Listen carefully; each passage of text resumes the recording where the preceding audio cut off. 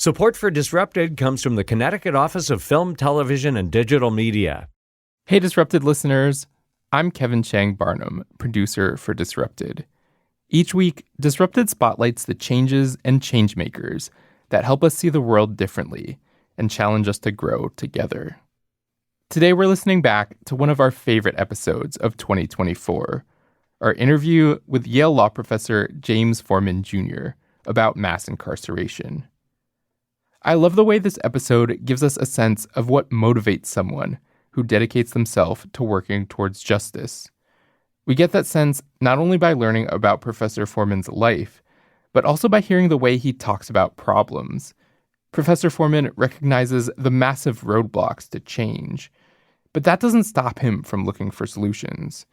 It doesn't stop him from holding on to something that so many of us find elusive: hope. And just a heads up, this episode was recorded before the 2024 presidential election. The United States imprisons more people than any other country in the world, and Black people bear the burdens of mass incarceration the most. In 2019, Connecticut was one of 7 states where Black people were incarcerated at over 9 times the rate of white people.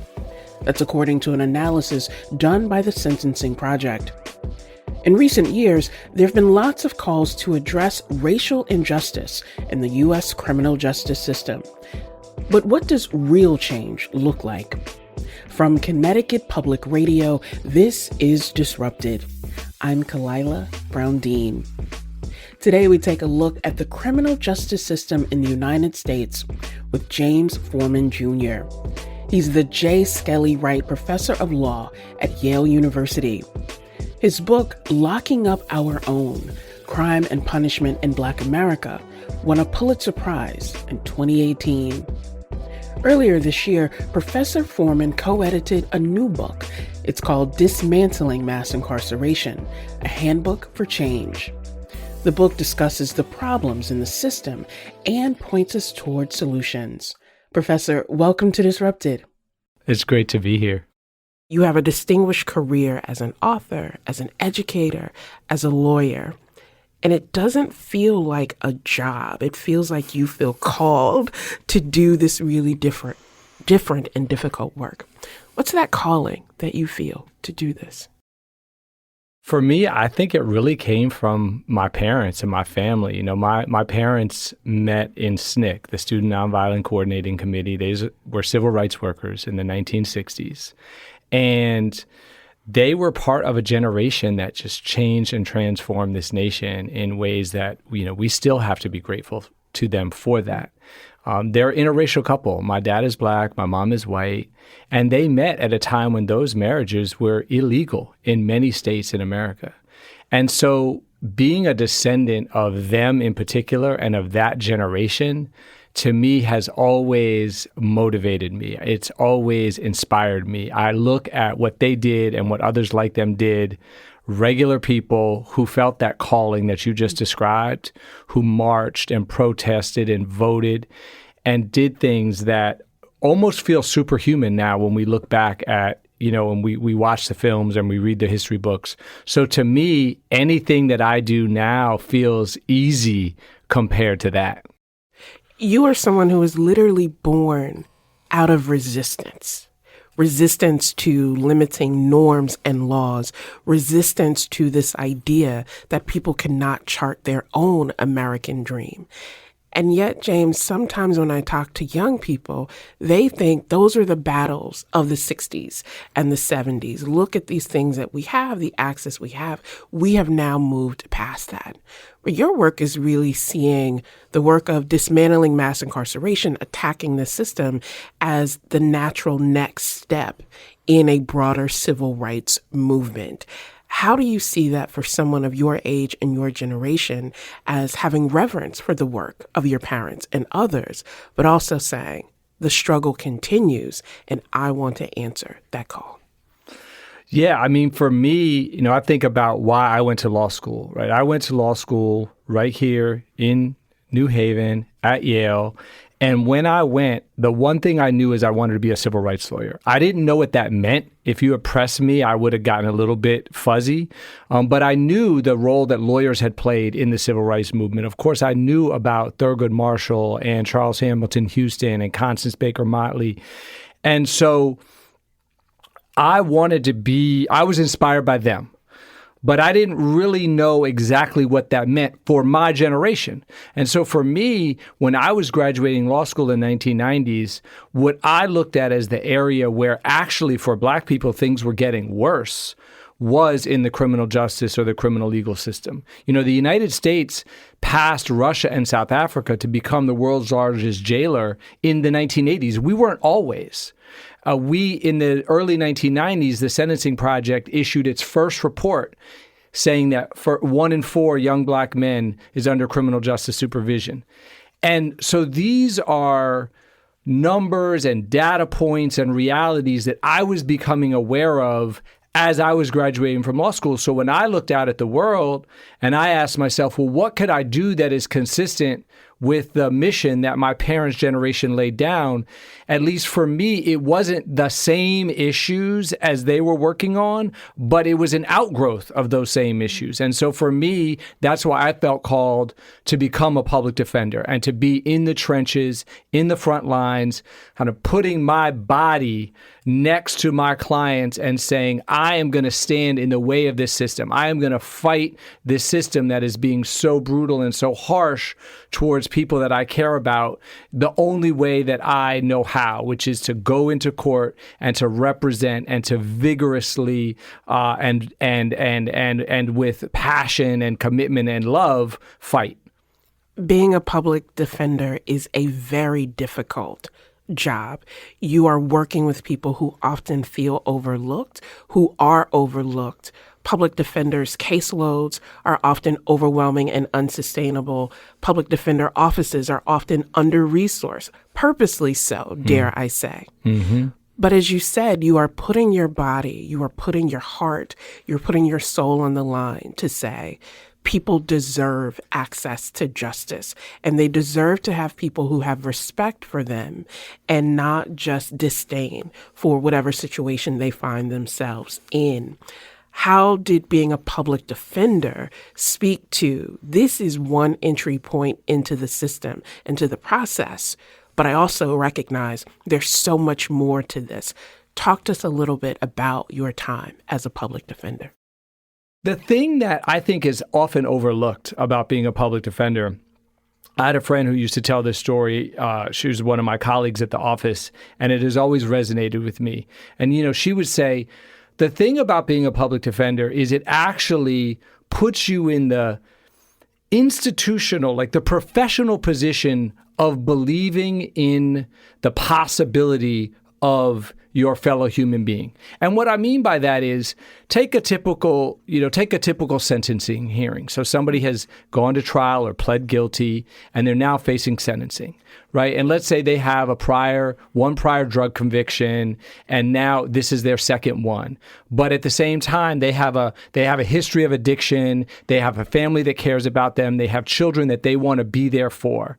So they're telling you before sentencing, listen, Foreman, see what you can do to get me into this drug treatment program. If I get into it, I'm really going to succeed in the program this time and be able to be there for my family. Okay, so you argue for that at sentencing. Now, the prosecutor argues often, too often, for the opposite of that. They say, no, listen, judge, don't believe this defendant when they say that this time they're going to turn their life around because they already had that prior conviction. They got their chance. So the only thing that you can do now, judge, is lock them up.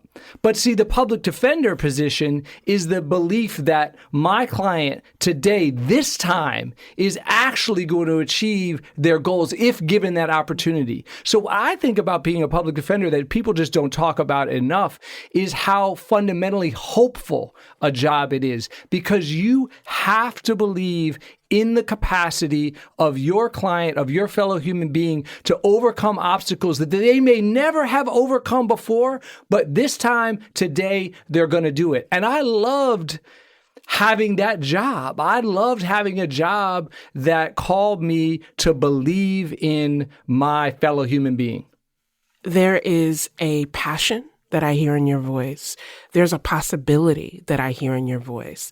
And I don't want us to underestimate the power of that, particularly in these moments where sometimes the problem seems so big and seems so interconnected that we wonder, is change possible? And to hear you talk about, yes, I get to see people who make change in their lives, who realize I want better for myself and for my children. And all I need is maybe one more chance, one more opportunity to see that possibility to move forward in my life. Is there an example or a case, a client that comes to mind when you think about this was a situation where I was reminded of that human possibility and it helped me say, yes, this is what we need to do to move forward? Absolutely. There's so many, to be honest. But one of the ones that I write about in my book, and I don't identify anybody by actual name, right? But let's just call this person Jason for purposes of this conversation. He was a juvenile client, and he had gone up to rob a man at a bus stop, and he had gotten a few dollars from the guy, all the money that the guy had, and he had run away. A security guard at the store across the street had seen it and had chased him and had caught him. So he's caught a couple blocks away. He has the money in his pocket, the same amount that the guy said was taken from him. The police officer drive the guy who was robbed down, and he identifies my client. So he's guilty, right? This is not the innocent person got caught, which there are cases like that for sure, but this just was not one of them.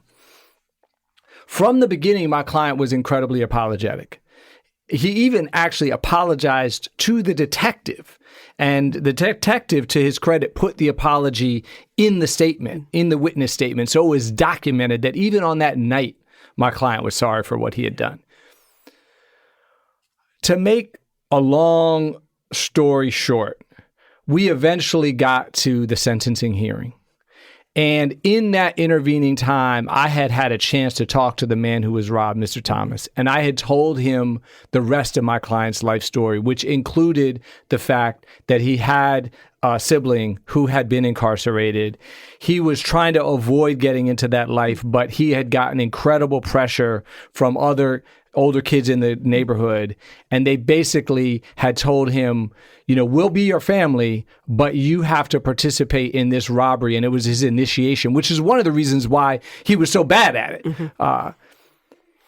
He goes to the sentencing, and the man who was robbed actually speaks and says that he does not think that he should be locked up. And the judge in that case put my client into a job training program that was run actually out of a church basement by a local pastor who really was committed to helping kids. That happened. He got probation. He got into the job program, and I lost track of Jason. Years later, I was in Washington, D.C. I was walking down by the metro, and I had to cross the street because there was construction going on. And I was walking by the construction site, and somebody shouted down, "Mr. Forman." And I didn't know who it was because it had been some years. And he came down, and he was buff. He was, he had grown up. He wasn't 16 anymore, but it was Jason. And that was the last time that he ever got arrested, and he cites that job training program that the judge put him into as what really helped him on what was a long pathway, but eventually that led him to this job as a construction worker. And now he had a child of his own, and he was committed. He told me, I am committed to making sure that my child does not make the mistakes that I made when I was a teenager. And one of the things that I think is unfortunate about our criminal system is that the people in the system, the judges, the prosecutors, the probation officers, even the defense lawyers like me, we don't normally get to see those stories. Because think about it. If you work in the system, the people that you see are the people who get rearrested. Mm-hmm. And that breeds a kind of cynicism, right? We don't see all the people who take that opportunity that they get if they're given an opportunity and they go on and make new and different lives for themselves. But I got a chance to see it that day outside the metro, and it has always stuck in my mind as an example of what the system could be, but too often isn't. I want to point something out that I think is important. I hear you say criminal system. Most people say criminal justice system, and that's intentional. And I think it represents so much of your belief about this system that has been created and the systems that feed into that. Why use the phrase criminal system, not criminal justice? You know, it's funny that you should ask that, because I used to use the term criminal justice system. If you had talked to me in the 90s or in the 2000s, I would have used that term. That's the standard term. And then in 2017, Locking Up Our Own came out, and I was doing book tours, all around the country. And one of the places I went to was San Quentin. And San Quentin was a state prison in California. A lot of people know it now because the podcast Ear Hustle is produced there. And there were about 70 or 80 guys there in the audience. And I gave my kind of traditional book talk, and then we had breakout groups. And in one of the breakout groups, one of the guys there said, Professor, I appreciate what you had to say, but you kept talking about the criminal justice system. And I don't think a system that delivers so little justice should have justice in its title. Like, I don't think we should bless it with that term, because it's not delivering that. And that was that was in a lot of ways, it was a wake-up call for me. And I've grappled with it since, because, of course, the tension is that we want it to be a justice system. So I sometimes still use the term in the aspirational sense, right, of what it could be. But when I actually talk about what it is, I do more often now use the term criminal system or criminal legal system because I think that the guy that I was talking to was right. Coming up, more with Yale law professor James Forman Jr.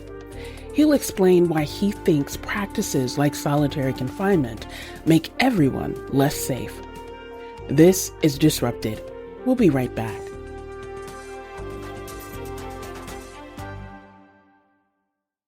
Welcome back to Disrupted. I'm Kalila Brown-Dean. This hour, we're taking a look at the U.S. criminal justice system and some of the possible ways to change it. We're joined by Yale law professor and Pulitzer Prize-winning author James Forman Jr. He's co-editor of a new book called Dismantling Mass Incarceration, a Handbook for Change. There's a lot of disagreement about what it could mean to dismantle mass incarceration. So I asked Professor Forman about the perspective that he and his co-editors offer in this latest book. Our intention in putting the book together was really to have a response to all the people who come up to me and my co-authors at talks that we give where we talk about how terrible the system is so many people, their first question is, well, what can we do to fix it? How can we change it? How can we make it less bad? So I really wanted, and Premo Daria and Maria Huilo, my co-authors, and I, we really wanted to try to pull together all the best writing that we could find on this topic. And the important thing for us, the first thing that we needed to do was to break the system up into its component parts. Because the average person, even if they understand the term mass incarceration, the United States locks up more people than any other country in the world, they're not really sure how that happens. And so we read thousands of articles to try to find what are the most interesting and provocative ideas of somebody coming up with a solution, coming up with a proposal for how you can make that part of the system better. Because there's no czar over the whole thing, right? There's no one person that controls all of these aspects. So if we're going to make a change, we're probably going to have to make a change at the level of changing how the police operate in our community, changing how the prosecutors operate, changing how the public defenders are funded, changing how the judges operate. And so that's the way that the book is organized. And the last thing I'll say about it is we very intentionally wrote it so that the average person who's interested in this topic could pick it up. And when they put it down, they'll have some ideas that they could act on. They're probably not going to want to be, they're not going to be persuaded by everything in the book. We don't want that, but they're going to be persuaded by something. And that something they can take and ideally in community can move to create change and create action. One of the choices that is often made in the United States is around solitary confinement. And I really appreciated how the handbook brought that into the discussion of those long-term consequences, not just when people are in prison, but the harms and traumas that stay with them for the rest of their lives. Talk to our listeners about that practice and how you see it fitting into this broader system that you discuss in the book. Solitary confinement is inhumane. The Supreme Court and many international bodies have analogized it to torture. And it's a practice that has been reduced. So there's been a lot of effective advocacy. And one thing that I do want to say that I think is important just to note in this conversation is that in each of these areas that we're talking about, there are people who are fighting and in many cases winning change. Right? So this is both a story of oppression and of resistance, often effective resistance to that oppression. And the movement to end solitary confinement is a very, very good example of that. So the number of people that are held in solitary or held in isolation has declined significantly over the past 10 years, but it's only declined because people have demanded it, right? And it hasn't declined fast enough. It's still much too common, including right here in Connecticut. I think when we think about solitary confinement, in a lot of ways, it raises the broader question of kind of prison conditions and conditions of confinement generally. Because when I talk to people about prisons, there's people who will say, well, and I agree with this for some people. I tend to think it's a much smaller number than a lot of other people would say. But there are some people who at this moment present such a risk to society and sometimes to themselves that they need to be contained in some way. They can't just be out and about.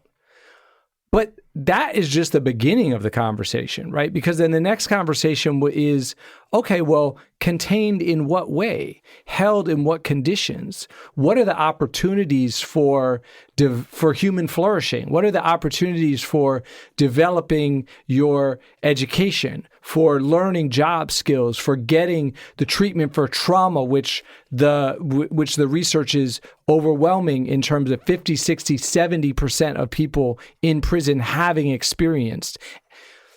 What are the opportunities for drug treatment and mental health treatment? So we could create institutions where people were held from the rest of society for a period of time, either for some sort of punishment or because they are a threat.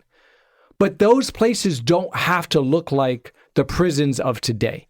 And there are other countries around the world that have leaps and bounds beyond the United States in terms of creating prisons where people actually have the opportunity to live a close to normal life.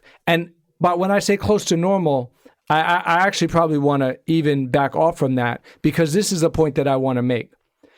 Being confined is itself the punishment.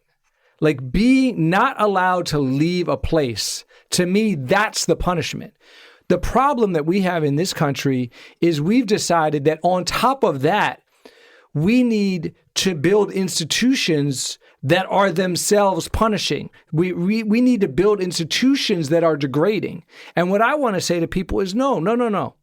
Your punishment is the very fact that you cannot leave this place for some period of time. We would all experience that as punishment. If you told me or you or anybody in this audience, you now have to go live in this place away from your family, you cannot leave for a period of time, we would all say that's horrible, right? And so to me, the point that I'm trying to make in the book, in a lot of ways that some of the excerpts are trying to make, is that's punishment enough. We don't need to do extra things like put you in a hole for 23 hours a day where you have no human contact and somebody is sliding a sandwich through a tiny little slot, and that's all you get to eat for 8 hours, for 12 hours. Those sorts of things that we do now are brutal, degrading, they're unnecessary. And here, in some ways, is the worst part about it. They make us all less safe because 98% of people who go to prison are coming home. So why would we want to brutalize people and then have them come back into our community? Because we know what hurt people do. They hurt other people. So why would we hurt people in the prison system only to have them hurt us and hurt themselves and hurt their family when they get released? What do you say to people who say, yes, we should be tougher? Someone who has committed a harm shouldn't be better off, however people define that, than someone who is not, or someone who has suffered. What do you say in response? I don't think anybody's going to be better off having gone through a criminal process, including the one that I'm imagining. I just don't think that makes you better off. I don't think we're talking about creating a world where people want, there's this myth that somehow people are going to want to commit a crime because what? No, I think that is a perspective of somebody who's never had a conversation with anybody who's ever gone through the criminal system. I mean, the very act of having to stand up in court and plead guilty and be called a criminal by a judge and by the law, right? That itself is degrading. So, in my mind, this is in a lot of ways almost a bigger question, because you said, one of the things you said that was so interesting is you said, well, why would somebody be, better off? And I guess what I want to say there is, to me, that raises a challenge about what kind of opportunities we provide to everybody. And so in my mind, I want to provide excellent housing and safe schools and clean water to the entire community, such that everybody would have those things. So if you see someone getting something like that in prison, you're not thinking that, well, they got something that's better than what the rest of us got.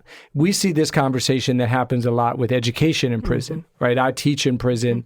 And sometimes people say, oh, you're a Yale professor and you're taking students from Quinnipiac and Yale, and they're all studying together with incarcerated students. Aren't those incarcerated students, by having an opportunity to be taking a college class with you, doesn't that then make them better off than somebody who's not even in prison? And I would say I'm working towards a world where everybody has access to higher education. So that question would never even come up. And then if they're not satisfied with that response, then I do think I come back to what we were talking about earlier, which is that we now have overwhelming evidence that if you are provided an opportunity to be educated in prison, you are then less likely to commit a crime when you get out, and you are more likely to get a job. And so since almost everyone is coming home, what I would say to that skeptical audience member is, all of these folks are coming home. They have now paid their debt to society. Don't we want to create an institution that is going to maximize the likelihood that when they come home, they will be able to be good parents, that they will be able to pay taxes, that they will be able to be solid members of the community making contributions, and that they will never, ever, ever have any motivation to commit a crime and go back to jail? Because if we do that, we will have made the neighborhood and the city and the country safer for all of us. So even if you don't do it because you're motivated by their well-being, do it because you're motivated by your own well-being. That was Yale law professor James Forman Jr. In our conversation, Professor Forman spoke about prison education. And in my role as a professor at Wesleyan University, I work closely with the Center for Prison Education. For many years, the center has brought a liberal arts education to Connecticut prisons. Back in June of this year, I was honored to speak at a commencement ceremony for students in the program at Cheshire Correctional Institute. But today I want to remind you that you have persevered through a pandemic, through crippling self-doubt, through lockdowns and breakdowns, through fear and uncertainty. You have persevered, and now you are here. The ceremony at Cheshire included well-known speakers, including U.S. Secretary of Education, Miguel Cardona. But the ceremony wasn't about the big names or the well-known dignitaries. It was about the people who earned their degrees. Hear now the words of graduates David Haywood, Marco Macho Camacho, and Andrew Duke Dixon. I was a young adult serving a nearly 8 decades-long sentence, dwelling in a cell 21 and a half hours a day, feeling hopeless, angry, frustrated. What I needed was to feel like I could write my own life story. Getting to this goal has taken dedication, focus, persistence, and sacrifice. Those words may be the same for a student in the dorms on Wesleyan's campus, but these words mean something different to us in prison cells. There's a beauty in knowing the power of education, and that beauty is that once you have it, it can never be taken from you. 7 students in that commencement ceremony received their bachelor's in liberal studies from Wesleyan. 14 students received associate in science degrees from Connecticut State Community College, Middlesex. Coming up, James Forman Jr. discusses Vice President Harris's background as a prosecutor and shares what he would say if he were advising the campaign. This is Disrupted. Stay with us. Welcome back to Disrupted. I'm Kalila Brown-Dean. This hour, we're discussing the U.S. criminal justice system and how it could be disrupted with Yale law professor James Forman Jr. He co-edited the new book, Dismantling Mass Incarceration, a Handbook for Change. One of the pieces in the book was written by the Washington Post editorial board. It's called, Whom Can We Call for Help? Police Should Not Always Be the Only Option. The piece explores whether police should always be the ones responding in situations where people are in crisis. Since 2015, about 20% of fatal police shootings have happened during a mental health crisis. That's according to data from the Washington Post.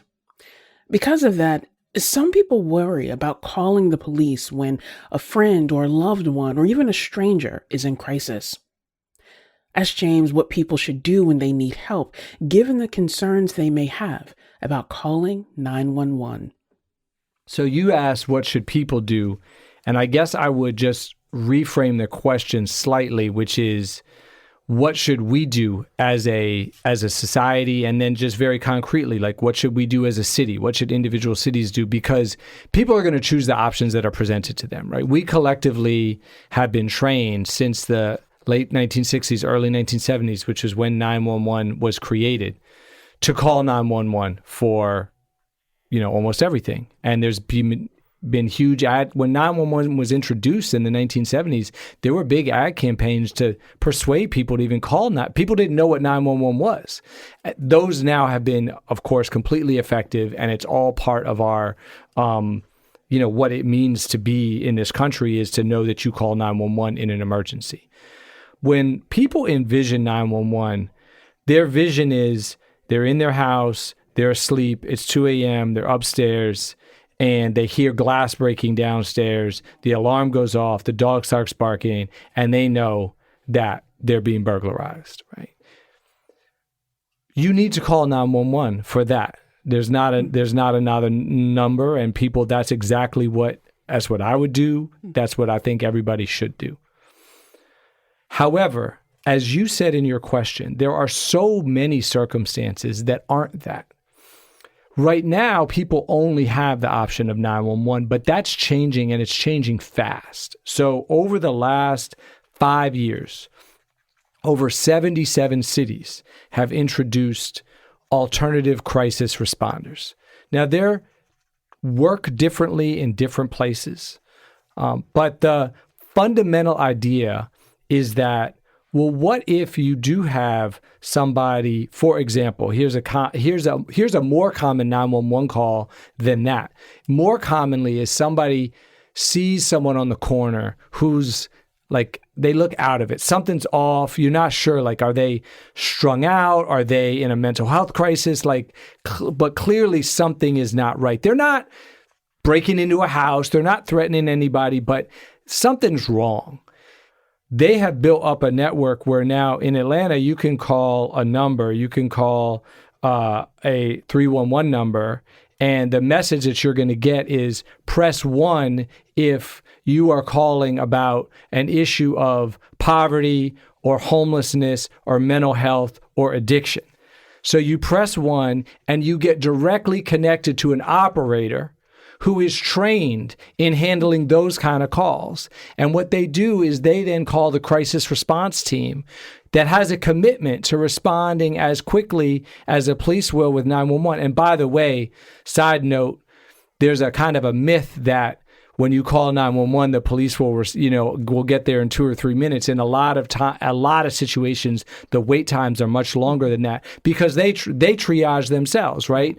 If it's someone, if you say there's someone with a gun that's breaking into my house, they're going to come a lot faster than if you say there's somebody on the corner who's strung out. Mm-hmm. Okay, so they respond, but they respond with trained counselors and mental health workers who go then talk to the person and figure out, what do they need? Do they need a detox? Do they need some food?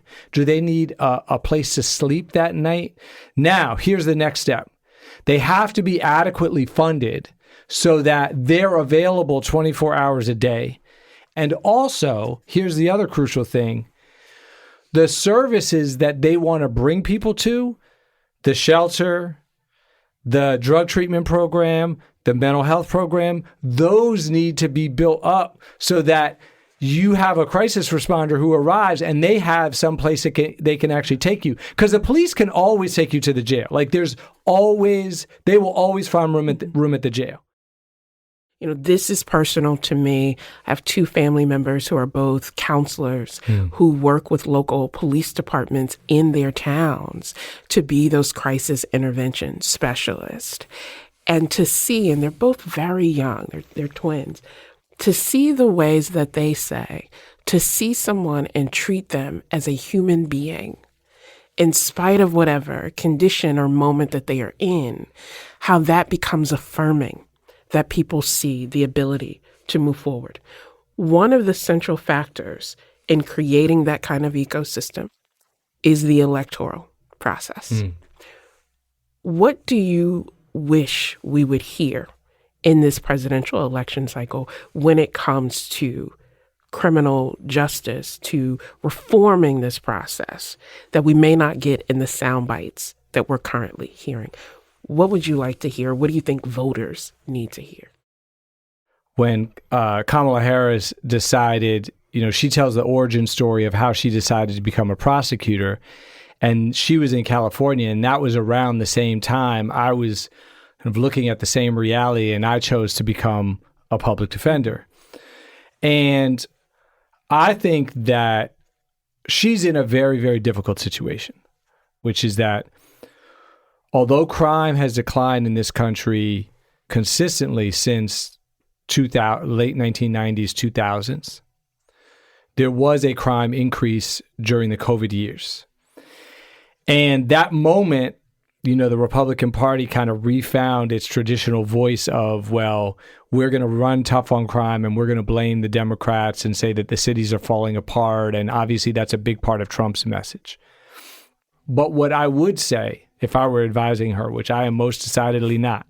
But if I were, I think that she should pick issues where you can say, if we take this action, we will reduce incarceration rates and reduce crime at the same time. One of them is actually the one we were just talking about, which is this network of alternative responders. The evidence is quite strong that when you say, and it's kind of obvious, right? If you send someone who's equipped to do the job they need to do, then you're going to get a better outcome than if you send someone who's not equipped to do that job. So if you send a social worker, if you send one of your family members who's trained to do this, they're going to get a better outcome than if you send an officer to do a job that an officer is really not trained to do and doesn't really want to do. A lot of police departments are thrilled about this growth in this network of alternative responders because they're taking some of the work that police don't feel like is core to their mission anyway. But no one else has been set up to do it, so police have had to do it. So that's one area. Another one, actually, we've talked about as well. When we talk about education in prisons, there could be a major national initiative on that front. And the point that you would need to make in pressing this to people is you would put forward the evidence that shows that when you give people these opportunities, crime goes down, right? So you could appeal to people like me who feel that moral sense of obligation to those that we are locking up with our tax dollars. But you could also appeal to people who, maybe are a little bit less moved by that, but you're going to bring them around when you explain to them how this is going to make their neighborhood safer. So I think that there are examples of issues that you could point to where there's a strong research base to suggest that if you do this thing, we'll end up locking up fewer people and have less crime. In the conclusion of this book, you say that even with all the challenges, you remain hopeful. What keeps you hopeful? When I was in law school, one of the first speakers that I heard was somebody who I hadn't really heard of at the time. His name is Bryan Stevenson. He is obviously now a legend. He came, he had recently moved from Georgia to Alabama. He was setting up a new organization in Alabama that was called the Equal Justice Initiative. It only had a few lawyers. And he talked about one of his early cases. And that early case that he talked about is the case that is the center of his book, Just Mercy, and of the movie, Just Mercy. When he came and he talked about the death penalty,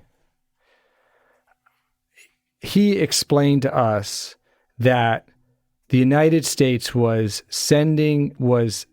imposing death sentences on almost 400 people a year. It was concentrated in Texas and Alabama and Virginia, but nationally it was 400 death sentences getting handed down. Now, this wasn't people being executed, but this is people being sentenced to death every year. Last year, 30 years later, 35 people were sentenced to death in this country.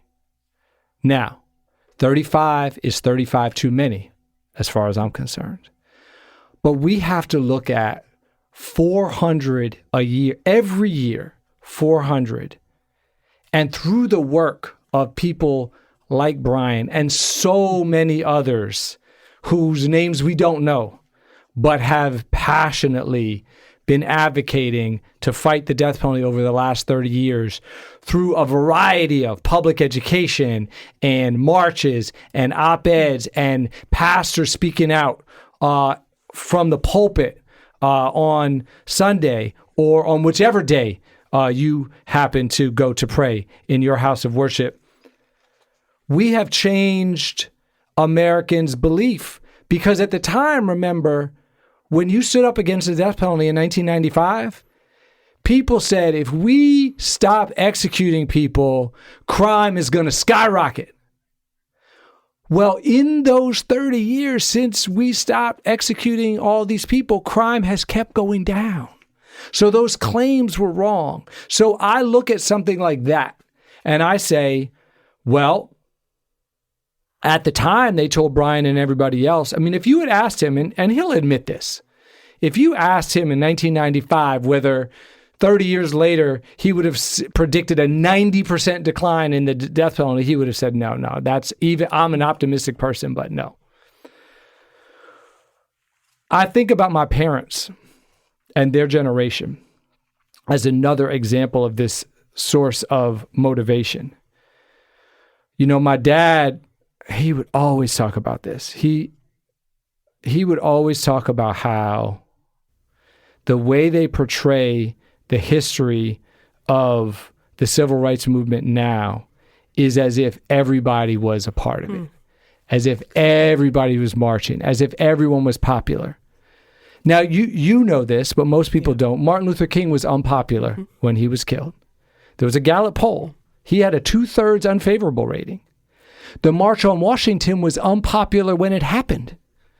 The March on Washington that is held up now as the greatest example, right, of the civil rights movement they polled people before, and 60% said they thought the planned march in Washington would hurt the cause of the Negro. That's the way the question was phrased, using the language of the time. When my dad would tell me these stories about how unpopular the civil rights movement was, he would always say, listen, I'm telling you this not because I want credit for having been ahead of my time. That's not the point. He said, I want you to know that we were unpopular and that we were few in number, because the way they tell the history, the way they make it seem like everyone was on the side of civil rights is demoralizing to your generation, because when you call a meeting around an issue of reforming the criminal system and you only have 10 people there or 15 people there and half of those people were the planners of the meeting, you want to get demoralized. You look at the civil rights movement and you say, oh, they were thousands and thousands in numbers. And his point was that we didn't start that way. And so I take those messages, right, as sources of hope, because one of my dad's points that he would say over and over again is you cannot let the size of the crowd determine the righteousness of the cause. And so even now when I'm advocating for something here in New Haven or here in Connecticut or in the country that is relatively unpopular, I try to draw inspiration from the fact that there were previous generations, whether it was Bryan Stevenson and the death penalty in the 1990s or my parents in the civil rights movement in the 1960s, who also took on unpopular causes and eventually prevailed. I appreciate you for reminding us that progress doesn't require popularity. It takes a willing heart and a commitment. And I really want to thank you for all the ways that your commitment shines through to create opportunities for all of us. James Forman Jr. is the J. Skelly Wright Professor of Law at Yale University. He's the author of the Pulitzer Prize-winning book, Locking Up Our Own, Crime and Punishment in Black America. He's also co-editor of a new volume, Dismantling Mass Incarceration, a handbook for change. Thank you, James. Thank you so much. Disrupted is produced by Kevin Chang Barnum, Robin Doyon-Aiken, Meg Fitzgerald, and Meg Dalton. This episode was also produced by Wayne Edwards. Our intern is Frankie Devevo. You can listen to all the previous episodes of Disrupted by finding us wherever you get your podcasts. And you can listen to new episodes every Friday at 9 a.m. From Connecticut Public Radio, this is Disrupted. I'm Kalila Brown-Dean. Thanks for listening.